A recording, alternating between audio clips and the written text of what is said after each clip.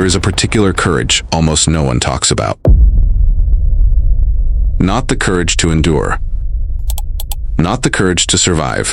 To white-knuckle through circumstances that are grinding you down in ways you can name with precision and measure in years. That kind of courage the culture celebrates. It puts it on posters. I'm talking about something considerably harder. The courage to walk toward the unknown, to choose the disorientation of the new over the familiar texture of the bad, to prefer, deliberately and against every instinct your nervous system possesses, an uncertain heaven over a certain hell. Most people cannot do this, not because they are weak, because they are built by 200,000 years of evolutionary pressure to weight the known, however terrible, as safer than the unknown, however promising. You are the descendant of the cave stayers. And the cave is, right now, the relationship that is wrong for you, the career that is slowly extinguishing you, the belief system you no longer believe in but have not yet left. You know the cave. You have memorized its walls. You have named every crack in its ceiling, and you're still there. In 1988, economists William Samuelson and Richard Zeckhauser documented something that classical economic theory had no clean account for. When one of the available options was the status quo, the thing you already have, the situation you're already in, people selected it at dramatically higher rates than any other option with equivalent objective value. The official story says people stay in bad situations because they lack courage or information or options. The data says otherwise. Staying is not the aberration.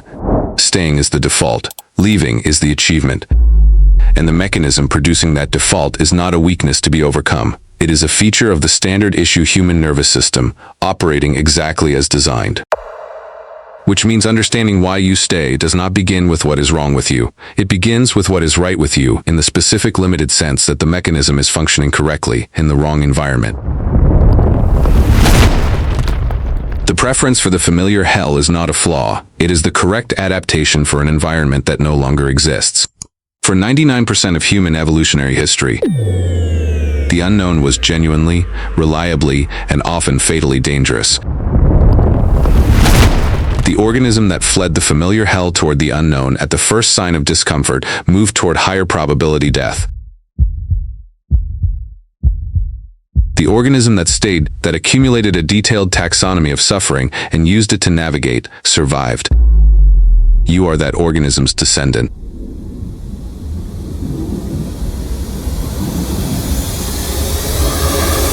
The mechanism was built for a world where the bad but known meant survival. We are asking it to navigate a world where the bad but known means stagnation. And the mechanism, because it is very good at what it was built to do, cannot make that distinction on its own. It needs you to see it running. But status quo bias by itself does not fully explain the depth of the preference, because the familiar hell is often not merely neutral. It is often actively unpleasant, and a raw preference for the current state should weaken when the current state is producing genuine suffering. For most people in most situations, it does not weaken enough. In 1984, Greenberg, Solomon, and Pischinski published the foundational work of terror management theory. Their argument, developed from Ernst Becker's The Denial of Death, was this: a significant portion of human behavior is driven by the management of the awareness of mortality. The uniquely human knowledge that you will die. The familiar hell, they argued, serves a function that has nothing to do with comfort in the ordinary sense. It is evidence of continuity. Proof that a self persists, that you have survived this specific hell before, that there is a you capable of surviving it.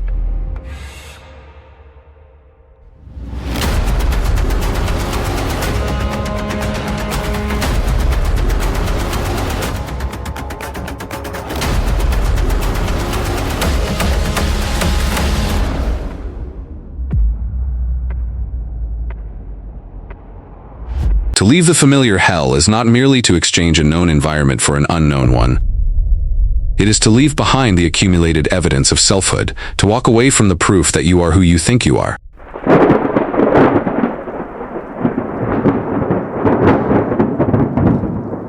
The hell is not comfortable, but it is familiar, and familiarity at this depth is not about convenience, it is about existence.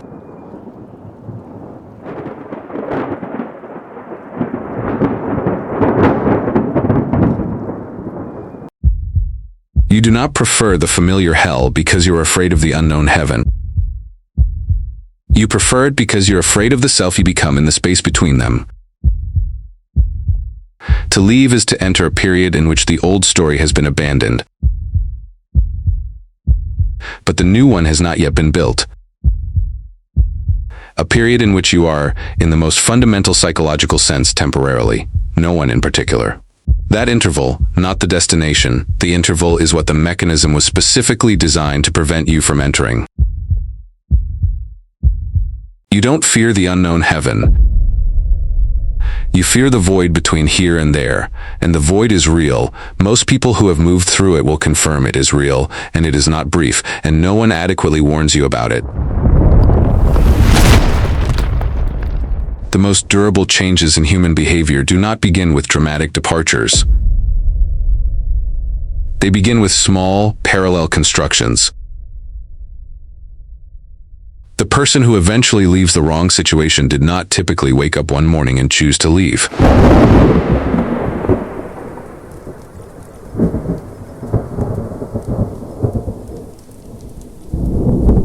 They built slowly and often without naming it as such, a parallel life. A network of relationships, a professional identity, a practice, a set of commitments in which a version of themselves existed that was not dependent on the failing situation for its plausibility.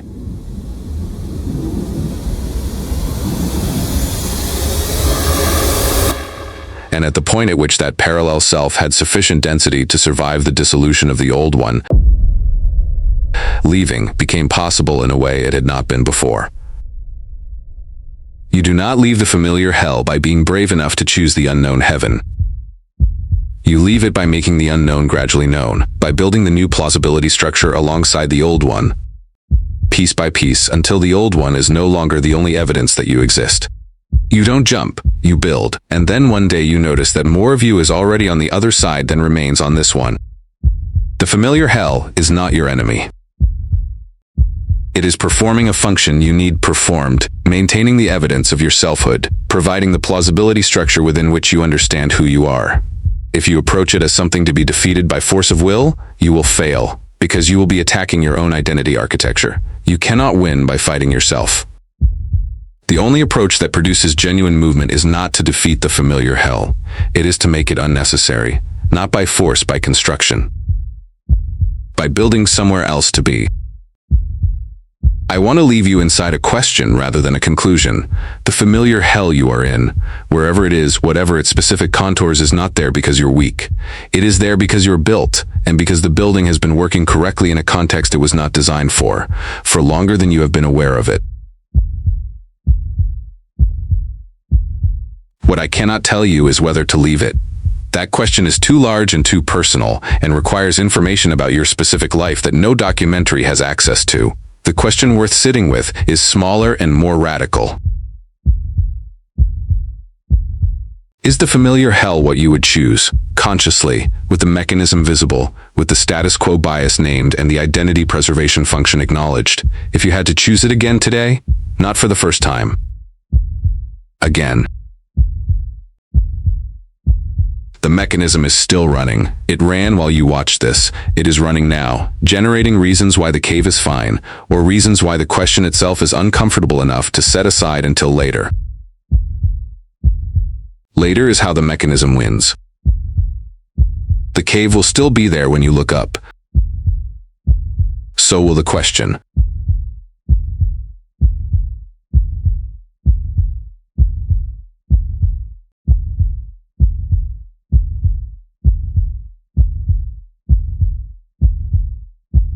Velanthra, the veil over what is dark.